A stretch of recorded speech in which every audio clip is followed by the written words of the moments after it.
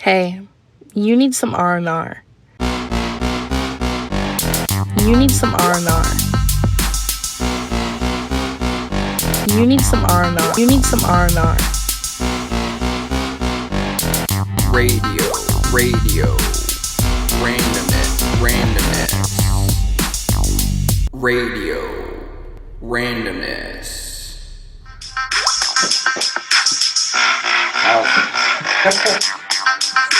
Oh, look at that huge mic you have.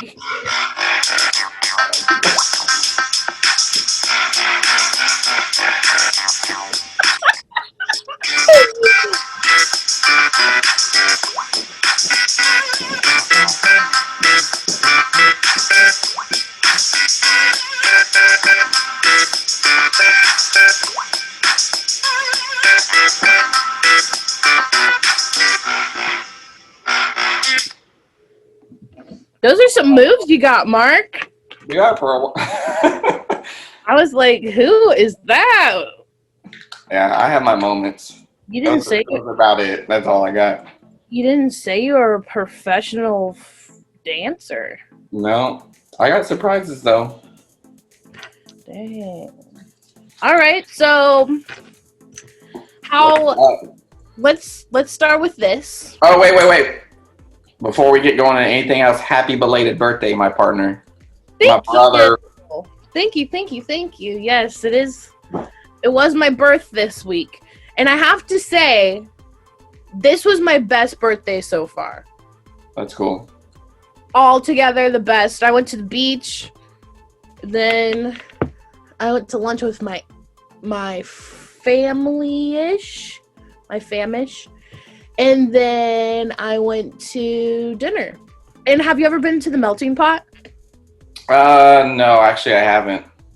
That's where we went for dinner, and it was like amazing. It was like royalty. Like, it was amazing.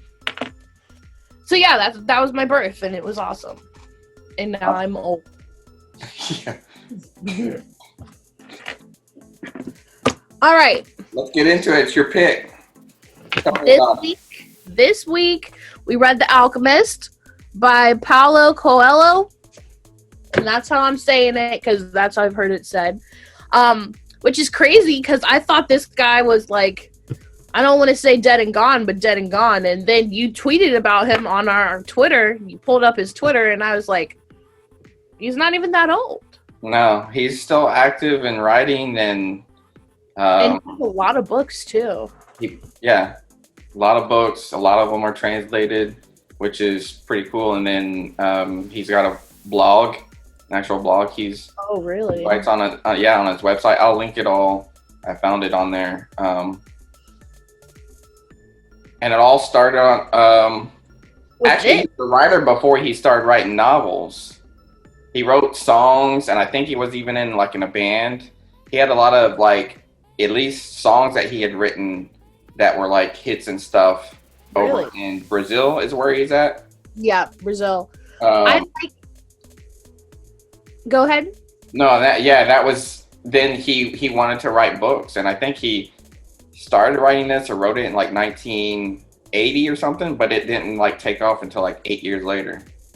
Yeah, I liked that. So I don't remember if it was a foreword or whatever, but this book, the version that I have, is the 25th anniversary version. Yeah, mine too. So he was kind of talking about how he started and he only sold one copy in 6 monthts. Yeah, I have the same version. Yeah, I read that. Yeah, and then 6 months later, he sold another copy to the same guy who bought the first one. And his publisher was just like, bro, this book, no one wants it. It's doing so bad, you could take...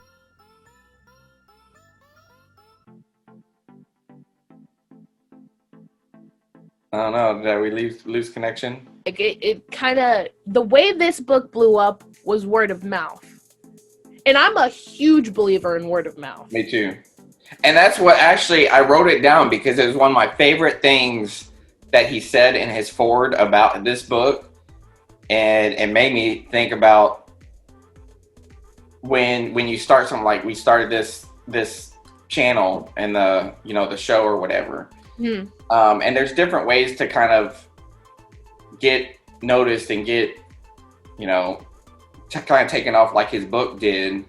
And I'm a firm believer, like you said, in word of mouth and kind of let it organically and naturally kind of grow on however it's going to be versus trying to do gimmicks or whatever else. And that's exactly, he said, the book became a spontaneous and organic phenomenon. I was like, that's awesome. And Yeah, it really did. When he said, one day we just saw Bill Clinton holding it, and I was just like, yo, as soon as he said Bill Clinton, I knew it was like this close from blowing up. And then he's like, Will Smith, Oprah, like all these people. And you know, once the public sees those people, they're like, oh, it must be good. I have to read it. Yeah. So yeah, I loved his come up story, because when I was reading it in my head, I was just imagining like this little hut on a mountain in Brazil, and this guy comes in and buys one copy, and Paulo's over there like, oh, this book is my vision, and it's only selling so little. Yeah. And then just out of nowhere, it's just like, and it made me relate more to the boy in the book, because you could sense that that's part of himself in that character. Yeah, Santiago. I love this book for a lot of reasons. Number one, have you ever read The Secret? The Secret? It's by Rhonda Byrne. Well, if I read The Secret, I probably didn't know the author. But it's like, it looks like a seal. There's like a seal and it says The Secret, like a red seal. Like, but what is it about? The law of attraction and the universe and all of that, like thoughts become things, that type of thing. I don't think so. I don't think I read that one. This book reminded me a lot of it, except for it was telling a story. So let me pull up my notes here. Everyone seems to have a clear idea of how people should lead their lives, but no one knows what to do with their own. Right. Yeah. Love that, because it's so true. Yeah. So true. That was a quote from the book, right? Yeah. I don't know if I wrote that one down, but there's a lot that I wrote down like that. I felt it, because I feel like everyone knows what to tell me, but their life is not perfect. So the first one that I wrote down that and it's really similar to like if you watch kids and stuff, because it's so true. Because I think in the part of the book they're talking about how kids are always more open to like the universe, and they don't hear people when say, oh, you can't do that or whatever, because they haven't. But it was, the world's greatest lie is we lose control of what's happening to us and become controlled by fate. I got that. A certain point we lose control. Yeah. It is a lie, because you're in control. I mean, at whatever age you have the option to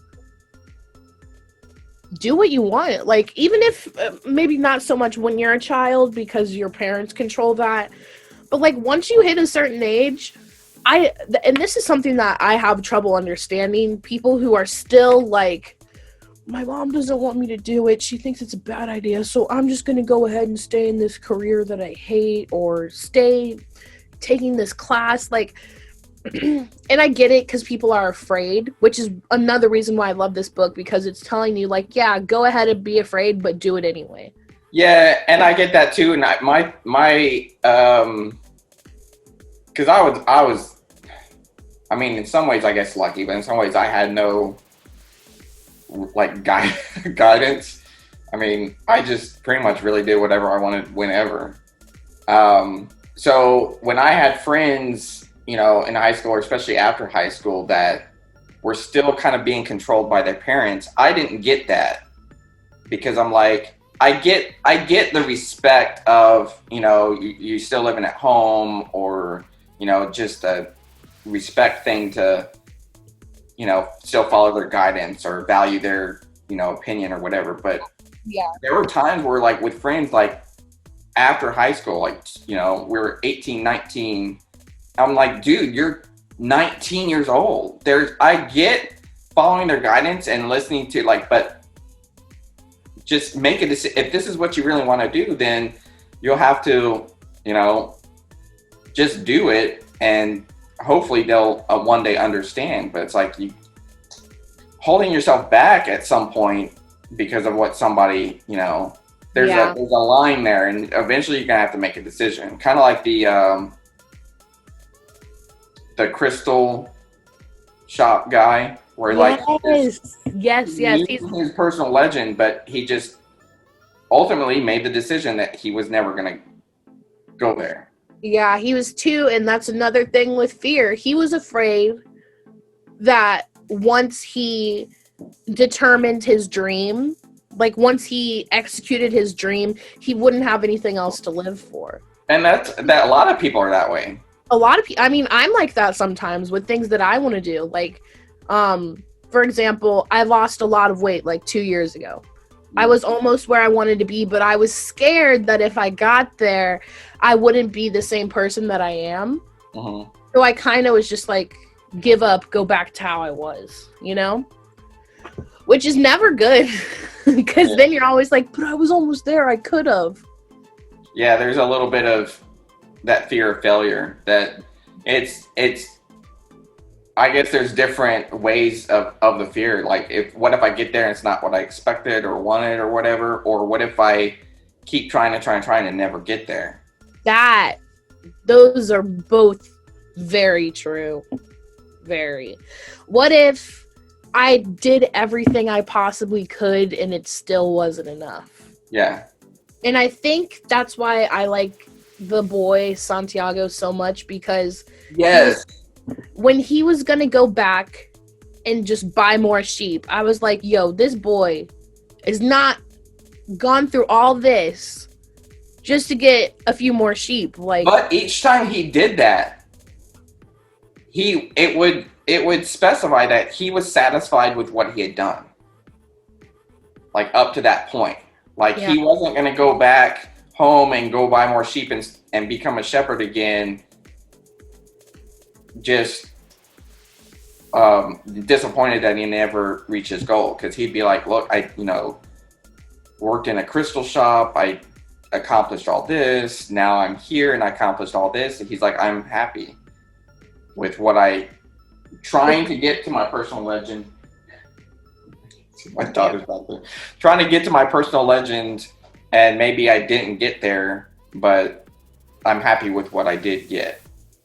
So, I mean, that was the way I saw each time he was thinking about giving up and going back. I think he did a lot for that old man, and I wonder, I didn't see specifically, like, if he ever actually went to Mecca, the old man. Because it's like, that's kind of how Santiago could have ended up, you know? If he chose not to follow his personal legend. And I like calling it that, too, my personal legend. Like, it makes it seem more, like, mystical and more dope once you actually make it happen, I guess. Or when you're working towards it. Like, I'm going to say that. I'm not... Because I say my vision. My vision. Which is similar, but I feel like personal legend sounds like so cool. Like, just like, I'm a legend. It's more specific to you. Yeah. A personal legend, to me, like, your vision is actually, and that's a quote from the book to me. Like, when I think of having a vision, is the quote from the book was, I see the world in terms of what I want to see happen, not what actually does. So that's how I am. Personal legend, the idea of the personal legend was, it's specific to you, but it's like, what was the word? Maktub, it is written. They were tying that to the personal legend. Like, that, it's not your vision of your personal legend. It's like, it was already written. This is what's written for you. And that kind of goes into it's just up to you to recognize it. Yeah, that kind of goes into the whole God thing of God knows everything that you're doing, or you're gonna do. So it's kind of like, And okay. I like that about the book, even though it was, in that terms, it was Allah, but it still applies. It's like, ultimately, people that believe in their God, whatever God that is like they all believe generally the same thing, that entity is what's kind of writing everything. It's like destiny, and he did say destiny a lot. Think about shepherds and makers become more important. Okay, so the king, the old king. Yeah. He said he decided to come because he could tell that the boy was getting ready to give up on his personal legend. Yeah. I think that happens in a lot of ways for a lot of people. Like, you want to think, well, it's easier if I just stop here, because it's going to get harder from here. So yeah, if I don't start, or if I stop here, then you're avoiding failure, the risk of failure too. Yeah. And another thing, he said, when the old king asked for 1/10 of his sheep, and he was like, how about I just give you 1/10 of my treasure instead? And the king said, if you start out promising to give something you don't have, you'll give up before you even get it. Exactly, yeah. And I felt that. Yeah. I really felt that, because if I'm like, yeah, when I get to this stage in my life, then I'll be okay, and I have to do all this stuff to get there, it's like, maybe I'll just stay where I am, Yeah. And that was a quote of the book that I wrote down too. Making a decision is the only beginning. Yeah. Ultimately, and that's what used to drive me nuts with my friends that I was saying. It's like, make a decision. Make a decision. Either go after what you want, and there's always going to be consequences. There's always going to be people that think that that's not what you should be doing. Just like you were saying, they're going to have their own idea of what your personal legend or vision is, and so they're not going to agree with what you're doing, or maybe what you're doing, but how you're going about it or whatever. But you got to make a decision. It's up to you, and that's why Santiago is like, each time there were setbacks or whatever, he would think about going back, but then, and he had people saying that, why don't you just do this? Or he had those same people, but he's like, no, this is my personal legend. Like, yeah. Because it's easy when, the people that are around you that you love are like, well, I don't really think this is the best decision, or why don't you do it this way instead of the way you had in your mind? And you're like, yeah, because that's not how I want to do it. Like, right. What do you mean? Like, for example, with our podcast, people are like, why don't you do it this? If we spent all of our time doing what other people think is best for the podcast, what would it be? Right. It'd be a bunch of jump clicks and edits and chops and all this. And I like how it is, how it's flowing, how it's free. Yeah. And I'm just going to bring this up because someone said it the other day. They were talking about when Dom walked by in the background, how after that we were discussing, like, edit it out, don't edit it out. And we just left that part in there. Yeah. And I'm like, that's just what we do. Like, we want to be authentic. Yeah, I like what you see or hear if you're just listening to podcasts is what you get. That's how it happened. That's what it is. There's no like a whole lot of chop edits or whatever, or to something to come across. And it's fine. A lot of people do it in their vlogs or whatever. You want it to be portrayed a certain way. Yeah. But then that's not reality. Mm-hmm. And we want it to be portrayed how it is. Because you know how many times I heard I farted this week? A lot. Yeah, and that's a part of, like, she's right there. When did you hear that? I like that kind of that innocence of being a child. It's like they don't know what's, to them it's just, I farted.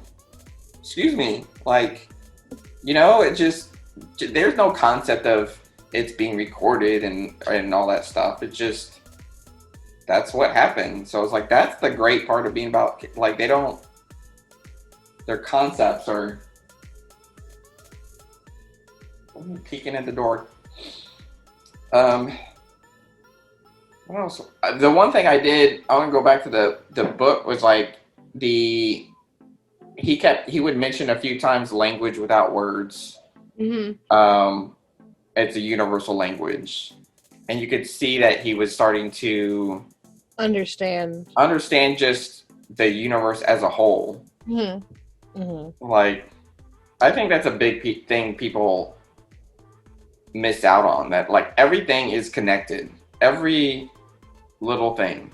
Yeah, everything. And I mean, because, and we'll get towards the end of the book where he found like his true love and all of that, but when the old man, when he went up into the castle and all that, and he had the 2 drops of oil on the spoon, and I knew this as I was reading, like, he's like focusing on the spoon for like 2 hours. He comes back and he's like, so what did you think of my tapestries on the wall? What did you think? He's like, bro, I didn't see it. You told me to look out for the spoon, right? The drops of oil. So I think, like, let's see, you can see what else is out there. You can't see what else is out there if you're so like worried about one thing. Like, exactly. You have to remember that thing while also seeing what's around you. The secrets of happiness is to see all the marvels of the world and never forget the drops on the spoon. Yeah. I like that. And that's what I always tell my son that. Is like, you're missing, like, people will come over to have dinner or various reasons, and like, he's in his room playing his game. Or if we go somewhere and ask him, hey, you want to go and do this? He's like, no, I'll stay home and play. It's like, dude, you're missing the world around you. You can play that game whenever. That game's always going to be there. Your friends are always going to be there online. You can always do that, and it's going to be the same experience, just a different day. But you're missing what's going on because you're so focused on this game. You come out of your room and it's like a month later. It's like, you missed a month. I mean, almost literally, yeah. Like, over the summer and stuff, he'd come out of his room to eat and stuff like that, take a shower or whatever, and then he's back in his room from sunrise to sundown, playing different games or whatever on the Xbox. It's like, you can almost literally come out a month later, and a month has gone by, and majority of that you were spent online playing a game. It's like, you're missing. Your life is literally passing you by. And I think you can do that in more ways than just with video games. Oh, yeah, like, for sure. I'm not guilty of it, too. I feel like I did a little bit of that this week. Just like, I don't want to get out of bed. Let's just stay. Let's just do this. I watched Euphoria, which was like so annoying. It's a show. It's like a show about like this teen with a drug addiction and like how it affects everyone in their life. But I've never hated a show so much. Like, loved it, but hated the people. But you watched it? Yes. And I kept stopping it because they were making me so mad. But yeah, it's definitely possible to let your life pass you by and not realize it until you're like, oh my God, I haven't really done anything but lay in bed for like the past 2 weeks. How is this possible? Melody, come here.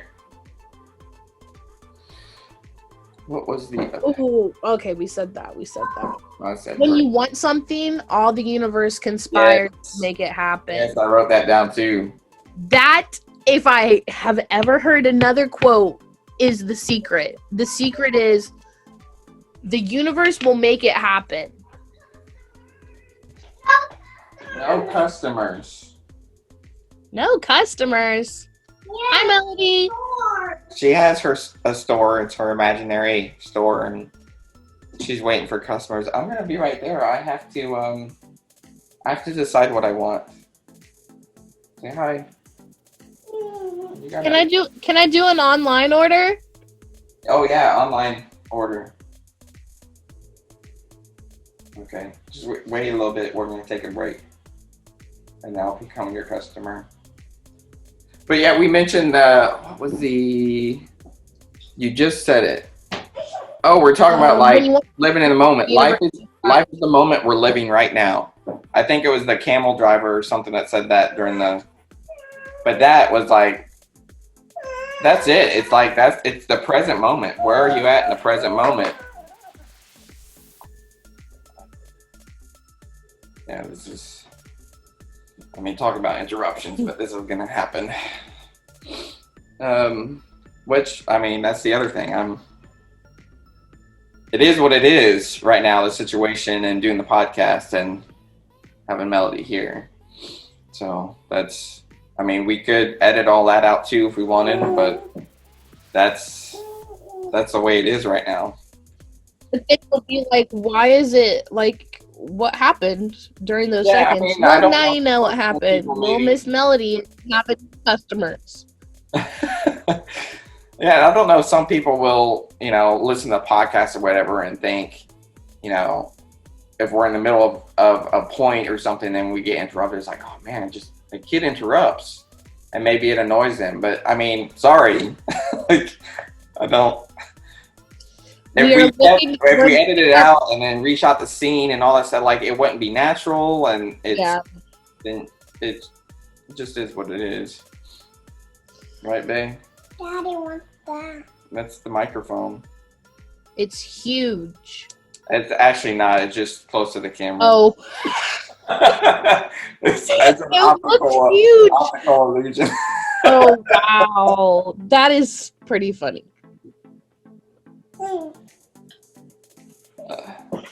Okay, let's see. But yeah, life is the moment we're living right now. I like that. And I think the other one that I had written down that comes later in the book is wherever your heart is, that is where you'll find your treasure, which is almost the point of the whole book. Mm-hmm. I mean, basically, you could say that's the point of the whole book in a nutshell.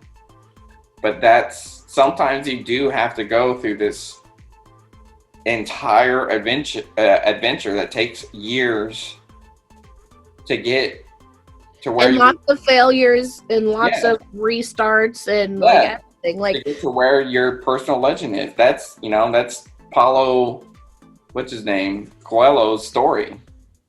And I think that really talks to us in this podcast, how we got to here. Yeah. Because like we've both been doing YouTube, we've both been putting out content, but somehow all of that and all of the different jobs that we've both tried has got us to this point. Exactly. So I was thinking about that too. It's pretty cool. Yeah. Because I could have been like, you know what? I'm never doing YouTube again. There's a lot in that book, different parts of the story or whatever, or different characters that I related to, like the show and the podcast or whatever. Like, especially like the same way he said it. I mean, that would be my hope. I can't say we can't say it yet, but like the organic phenomenon where it just grew. Yeah, that's always been my idea anytime I've put out content of any kind, even when I was in a band, making music or anything. It's like, I don't want to do, even then, back then, and that was like, I'll be your customer, yeah. People would say, oh, you should do this, or like dress up in different outfits like Kiss, or do different things to get like attention. I was like, no, because to me, that's not who we are as a band. And then even if you get to that point, like there's people that make content on YouTube that do clickbait thumbnails and stuff like that. And then my wife shot me. The level that they want to get, they try to switch to where they want it to be originally, and they lose all those viewers because now you're not what those people wanted. I'd rather start out the way the way we are in the content that we have. And you're either gonna be interested in it or not. Yeah. Like my wife shot me, and then you watch the video and it's like with a water gun. Yeah. Okay. Yeah, I had one guy I watched, which I get his point in the story. I mean, I knew right away the way the episode started out what he was really saying, but his title was "I'm in an open relationship." But he was basically talking about that's the first time he's been single in like forever. So he's like, I'm in an open relationship with myself. Like, I'm trying to learn that it's okay to be single, because he was always dependent on being in a relationship and making that person happy or whatever, that he didn't know how to be happy being alone. Mm-hmm. And that's what he's like, I'm trying to become happy with that and be open with that. And that's what so it was like, yeah, he was. Yeah, dude, but that's not what you did. Like, yeah, I know that was a clickbait title, but gotta get them views. Like, like, dude. Right. Let's see. Oh, yeah, going back to our original thing. Only one thing makes a dream impossible to achieve: fear of failure. Mm. That's pretty much it right there. It's always the fear of failure that. It never really says, because it calls him the boy, throughout the book, Santiago, but it never really kind of. What was your idea of how old he was?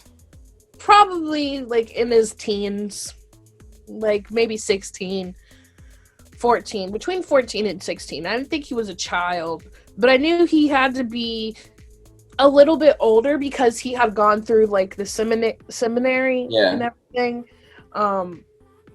But then again, this is kind of back in the day. So I don't know. I was thinking like probably 16. I was thinking like 20s, like early 20s. Yeah, somewhere around there. Definitely younger. I think they just called him the boy because it was easy. Because maybe he had a young mind or something. I did like that his, because he wanted to travel, and his vision or whatever at that time was becoming a shepherd. And, his parents or his dad. Oh, thank you. His eggs and apple juice. Eggs and apple juice. Thank you. Eggs and apple juice, everybody. Thank you.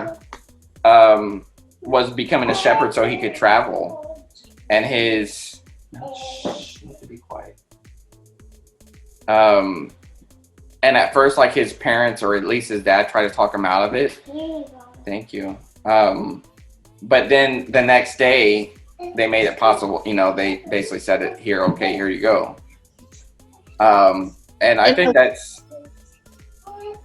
I liked how the dad. He pointed out that he could tell that his dad also wanted to travel, but he never would because it was more important for his dad to like have a house, like a house and a steady income and all of that. But you could tell that that's what his dad wanted to do. And I kind of felt that, like, I know sometimes I do things that the older people around me are like, fuck, I wish I could do that. Yeah. But they can't. I mean, they still could, honestly. And I tell old, I don't mean old, I mean like older than me. I tell them all the time, like, why can't you? Like my grandpa, the last time I was over there, he was like, that's something I really regret. I wish I would have learned to play the guitar. And I'm like, why can't you? Yeah. Like, get guitar lessons. Do it. Why can't you? There's nothing stopping him. Okay, later, babe. God. Yeah, you made Melody.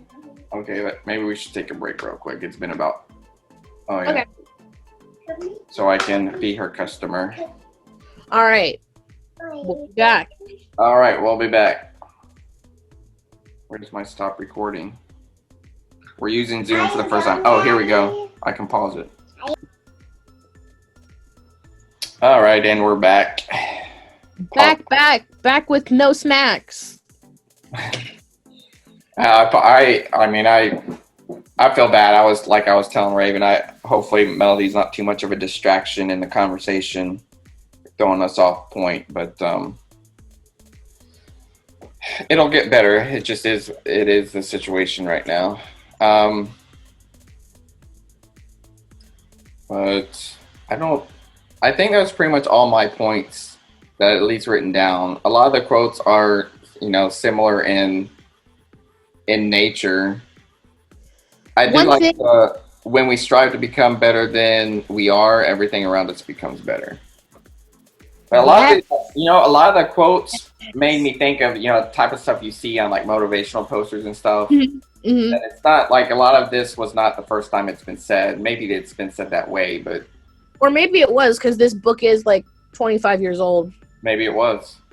Maybe this was the OG originator. This is where Tony Robbins gets his stuff from. I love Tony Robbins. Another thing that I saw in here that was kind of like it hit me specifically is true love doesn't stop you from getting your personal legend, like from moving towards it. If it does, it may not be true love. Right. Like romance, people have this idea that romance is your ultimate goal. Yeah, your ultimate goal. But really, you should be able to have both romance and still be moving towards your personal legend. And I love that because I think it's true. A lot of times, they would say like when people, one of my older sisters told me this when I was younger because my first like real heartbreak or whatever. And it's just something I always remembered, and it stuck with me that your happiness can't depend on another person. You have to be happy being alone and being an individual, and that's what's going to make the right person happy being with you. Yeah. The fact that you have a separate kind of identity outside the relationship, outside of them, where you're following your personal legend, or obviously shouldn't say that at the time. I've never heard of the book, but you're following what you feel is your path, and that other person supports you no matter what. Yeah. Yeah. So like that's how my wife is. Like she doesn't understand the appeal to me to, of all the years on and off now that I've put content on YouTube or whatever. She doesn't understand the appeal. That, and she's shy, so a lot of times she don't want to be on camera or whatever. But she's like, but she lets me do it because she knows that there's something about it that Makes you happy. Makes me happy. Yeah. Yeah, I feel like that's how Dom is, especially with my TikTok, because, like, I don't know why I just love TikTok, and none of my videos make sense, but it makes me happy. That's just a TikTok, though, right? Like, a lot of videos don't make sense. I don't know. I don't. Yeah. TikToks are crazy. Those are the only ones I see anyway, or the ones that get kind of like tweeted or whatever is. There's some cool things on there though, like people like not embezzling, embroidery and stuff like that, like some cool crafts and stuff. But yeah, anyways, moving on. They support your dreams, and I agree. Because, I mean, you can have things that you think are love, but if they're like, but wait, you're doing this and you're not hanging out with me? Yeah. It's not like that. And then you're like, okay, dope. You can do your thing, I can do my thing, and we could still, like, be okay? Perfect. Yeah. And that's how the girl was that we had broken up, and I was just so heartbroken. Until my sister, like, pointed that out, and I started thinking that, at the time, we started dating in high school, and then we broke up in college. So I was like 19 or 20 by the time we broke up. And at the time, I was obsessed with Camaros. I always wanted a Camaro. And, I would go look at Camaros or want to trade in my truck for a Camaro, and she'd be like, no, there's plenty of time to do that later when you're older or make better money, blah, blah, blah. I was like, what if I never get to that point? What if something happens and I die tomorrow and I didn't get to fulfill my dream of ever owning a Camaro? Mm-hmm. And I wanted to be in a band. She's like, oh, you have plenty of time. You need to focus on school, blah, blah, blah. I was like, again, what if that never comes and then I didn't get to at least try? Yeah. This, So as soon as we broke up, I started doing all that stuff. You're like, okay, I started here's the keys to the relationship off my list. And I started feeling more fulfilled than I ever would have been with her because it's like it was my personal legend at the time, I guess. Your path, or whatever you want to call it, is there's all the fire in everybody. Yeah. And it could be something simple or something, Crazy. Crazy, major, whatever. But everybody has some sort of fire in them that they want to do. Maybe they feel like too shy to do it or too scared, but it's all there. And it's like the book says, eventually, if you don't at least try, eventually that light goes out. Because the universe is going to get tired of trying to give you the omens. So, hey, try this. Hey, try this. Try this. They'll point out all the signs. It's like, sometimes it's literally signs. Like, and then people 0% down on your new Camaro. 0%. Yes. No credit needed. Like, literal signs, and it's just people are either ignoring them or being told to ignore them. Yeah. And that's the thing. Sometimes people think they have your best interest, like genuinely in their heart, but it's not what's best for you. So that can also be kind of hard, because when someone is like passionate about things they say, it's kind of like, maybe I should listen to them. Yeah. And this isn't like us. This whole thing isn't saying like don't listen to your elders, because of course, right. But also listen to your heart. Listen to everything. Listen to like the universe. Listen to your heart and listen to the elders, and like take different things into account. But you'll ultimately, if you're listening, if you're paying attention to the signs and the omens, you'll know what to do. Like he never bless you. Yeah, bless you. Yes. Love my iPad. He only once used the right white or the black rock. Is that what it was? Mm-hmm. Here's my iPad. Yes, you can use your iPad. And I like that he, I was proud of him for that, because he was proud of himself for that. Like, I only had to, I only use these once. Other than that, he put them back in the pouch knowing that there's a hole, and he was like, whatever. Like, yeah, I'm not going to use these. I'm going to try not to use these anyway. So if they fall out and I lose them, gone. Whatever. It is what it is.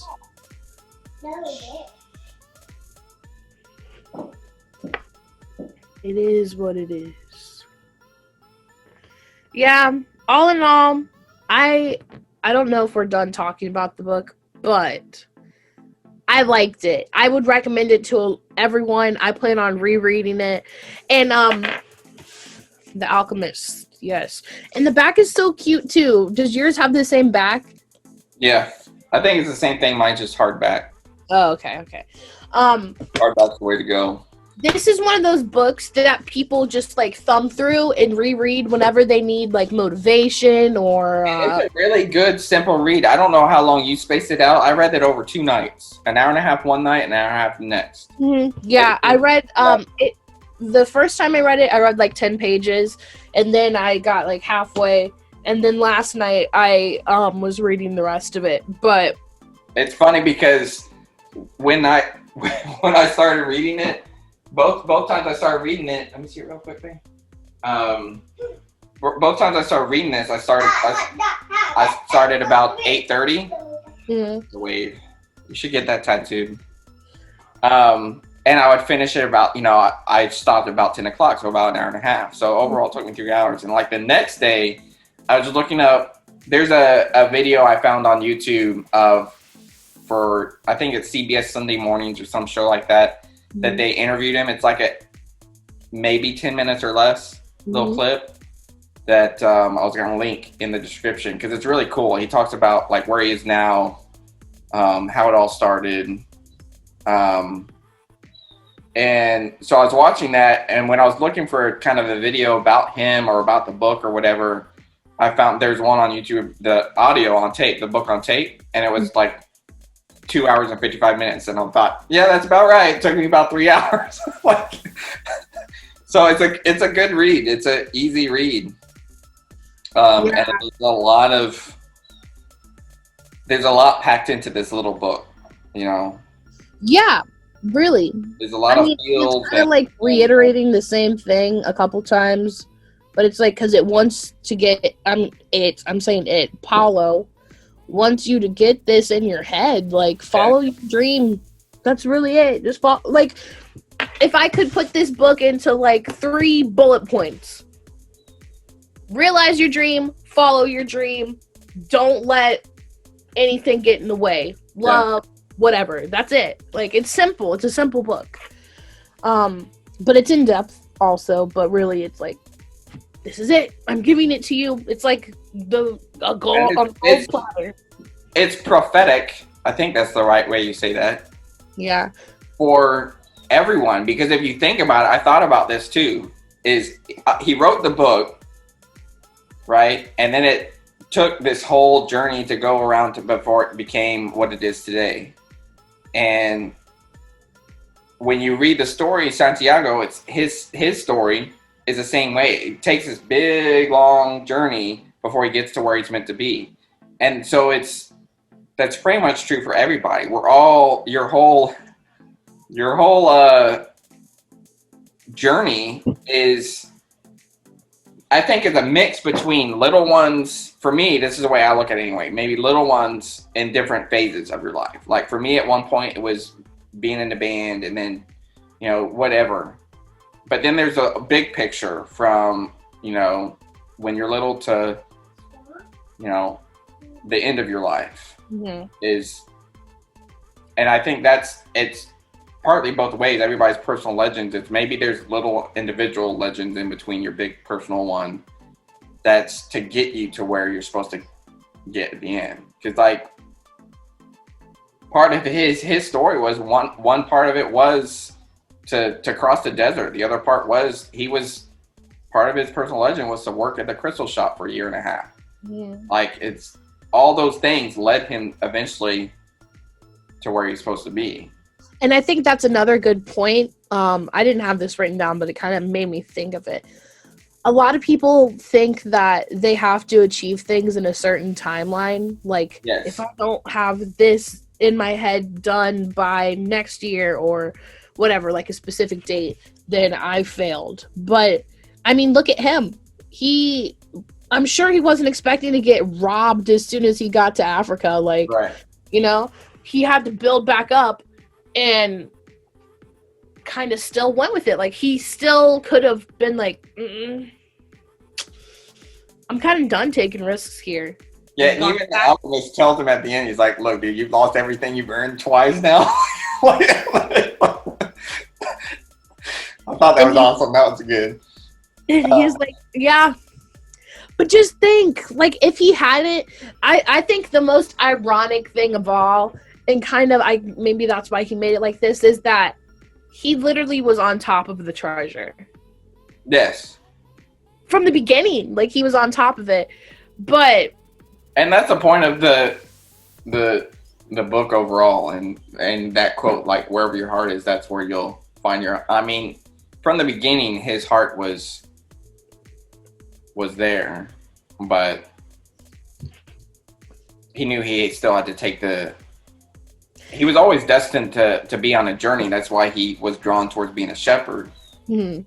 And he even says that in the book, that he never would have imagined being in, Africa. He learned the language, their traditions and stuff. He, became part of all that. Yeah. Like, so he wasn't just kind of traveling around like the Englishman, just kind of was traveling, but wasn't paying attention to where he's at and what was going on the whole time. It's like even the boy was saying, you're missing everything. Like, you're missing it all because you're buried in your book. Yeah, I think at the beginning of I like his growth, because at the beginning of the book, when he was sitting there thinking about what he was going to tell the merchant's daughter, he was like, I mean, honestly, I can tell her anything because she doesn't know how to read. I was like, yo, I hate this dude. He's a liar. He is not worth anything. Like, I was almost like, yo, this book, what's like?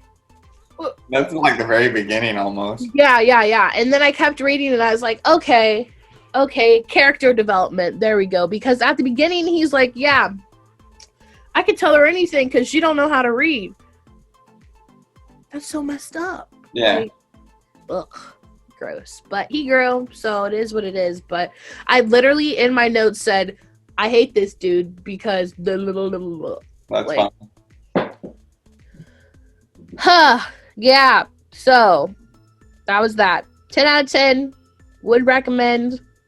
Really short read, so if your excuse is I don't have time, Marky here has 2 jobs and he had time, so Yeah, I have 2 jobs and a podcast, and I found time to read the book. 2 jobs and a podcast. It's good. I'm gonna lend my copy out to a few people who want to read it. Yeah, I'm gonna definitely.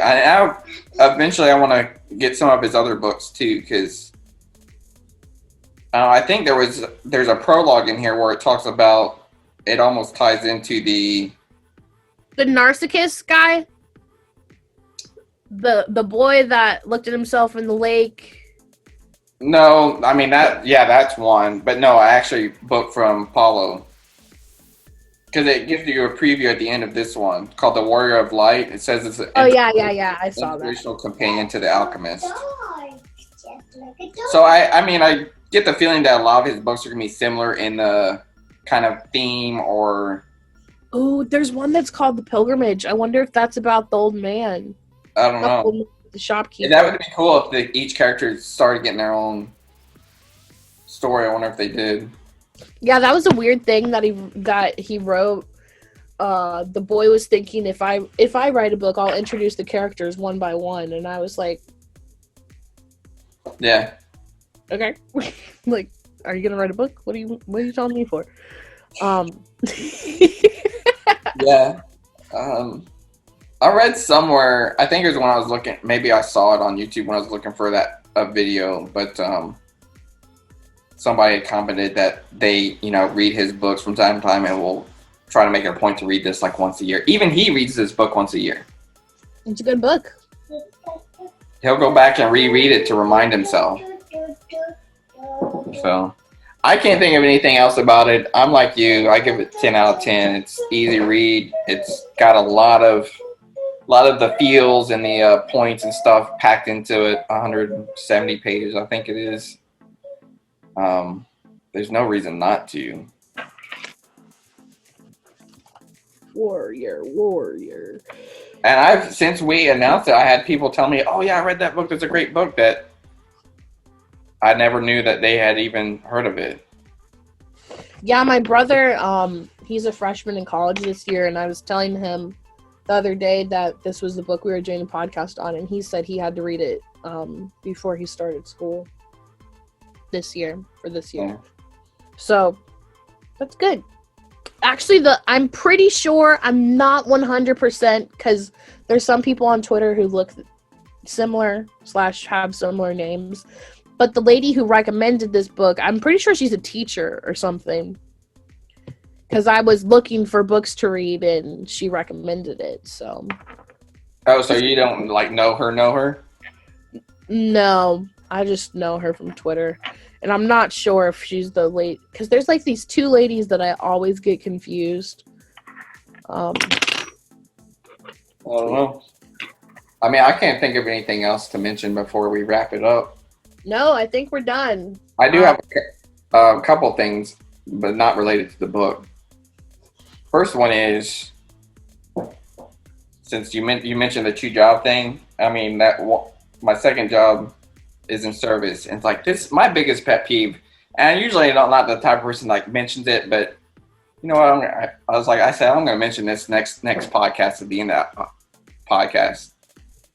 When it comes to service, people in the service industry, whatever it is, tip your service people. That's how they make their money. Yes. It doesn't matter if it's pizza delivery, Uber delivery, waitress, bartenders, whatever it is. Don't be that cheapskate that doesn't tip them and say, well, it's, they're getting paid. If you don't have the money to tip, then don't be there at that time buying a drink at the bar or ordering a pizza. because people think there's a delivery fee. Most pizza places now, there's a delivery fee. There's a delivery fee for Uber Eats. That does not go to the person bringing you their food. It doesn't. They maybe get a percentage, but it's not enough to live off of. I get paid minimum. I get paid minimum wage while I'm at the store. But the thing is, as a driver, you're never at the store. You're always on the road. And while you're on the road, you're getting way less than minimum wage because they're figuring people are going to tip you. So when you don't tip the driver, they're literally not making anything. They're bringing you your food, not making a dime. So tip your service people, for the love of God. That's how it was. Yeah, when I was doing waitressing, we had this group of individuals. It was like a family reunion, came in, 24 people. They took up every single table because it was just like a small pizza place. Did not tip me at all. After I spent the entire night running back and forth, getting them pitchers, getting them plates, their kids knocked stuff on the floor. When they left, I had to clean someone's vomit out of the sink. No tip. And the rule is that the owner is supposed to give you a tip in that case, but that didn't happen. So it's just like, yo, I worked my tail off for hours for these people. I hate when people say, you want a tip? Here's a tip. Get a real job. Listen, douche. A, this is a real job. B, if I didn't work here, who would be serving you your pizza, fatty? Yeah, and for a lot of people that I work with at any pizza place I've ever worked at, it's not their only job. A lot of people that I work with now at Domino's, it's their second night job. They have a day job, a career, or whatever you want to call it, and they're doing this for whatever reason. Pay off debt, save extra money, whatever their reason is. This is a second job. So it's like this whole get a real job. You don't know anybody's story on... Oh my God. So we're kind of developed a theme. Like, I don't know if that's going to come out because I was the one talking and the way it's set up, but the dog just walked across the room. So we've developed a theme. Both episodes so far, we've been interrupted by Melody and had somebody walk across camera. She was like, I want to be famous. Anyway, the second thing I was going to mention before we wrap it up was I was going to shout out that Hawkblade Sports gave me this shirt to wear. So check out hawkbladesports.com. He's kind of supporting this episode. So it's hawkbladesports.com. You can enter MPromo, MPromo, and the number 1 for 10% off. Hey! So shout out Hawkblade Sports for the support, and I think that's it. Shout out my grandma because she bought me this shirt for my birthday, and also yesterday was her birthday. So, oh wow, that's awesome! She supported me by buying me this shirt. Happy birthday, Grandma! Woo! All right, so good podcast. It was interesting to do a book this time. Like I was telling Mark, we had a lot of notes for this guy, a lot, and by this guy I mean this book. A lot more than with Baby Driver, which is why we were actually able to talk about it the entire time, because we were more in depth. So it was different, and thank you for watching. Yeah. Oh, and then forget next week. So here we came up with it. Let me change this blind because I have lines across my face. No, not a little bit better. Sun comes up on this side of the house. So what we're gonna do is end of every episode we're gonna mention what the next episode is, so you get a chance to check it out with us before the next podcast. With the exception of if it's gonna be a book. If it's a book, then we'll give at least 2 weeks notice so you have time to get the book. And re-say it because you were frozen. I was? Okay. Yeah, you froze up too. All right, so what we're gonna do, just in case that froze up and didn't come across, was end of every episode we're going to mention whoever's turn it is to pick. Next week is my turn, so I'm going to mention what next week's episode is going to be, so you have a chance to check it out with us. Raven doesn't know even yet what it's going to be. So each time we'll take a turn and we'll announce at the end of the episode, with the exception if it's a book. Then we'll do it 2 weeks ahead, so you have time to get the book and read it and stuff if you so choose. With that being said, let me pull it up. Pull up on my phone, so it's going to be look different. It's going to be music, and this is a music artist that I guess now you can call it a band. It's turned into a band. But music artist I found on YouTube almost 12 years ago. And at that time, it was just her and her guitar singing. She would sing covers and some of her original stuff, and her original stuff was like really clever. Mm-hmm. And now she's just grown. But check out, I don't know if you can see it, Rena Del Cid. Marina? No, Rena. Reina Delcid. Rena Del Cid. That's not her real name. That's the name she goes by. Okay. Now I guess it's the band name. She's on YouTube, Apple Music, all the places. I'll link her, at least her website and the YouTube, because it's really cool to watch her stuff on YouTube. They've come out with albums. It's just grown a lot. I'll link some of my favorite songs, but check her out. Go back to the very first episode or her very first video if you can to check that out, and then kind of sporadically check out other ones. Let me know what your favorites are, but just to see how much she's grown. Yeah, this will be perfect. I'll be really interested in your spiel, because I know I'm always curious when people say, when you ask what they listen to and they say, oh, just a little bit of everything or whatever. Yeah. I'm always curious to find out how true that really is. Because there's people that say that and it's like, yeah, it's kind of true, but not really. And then there's people that literally listen to everything.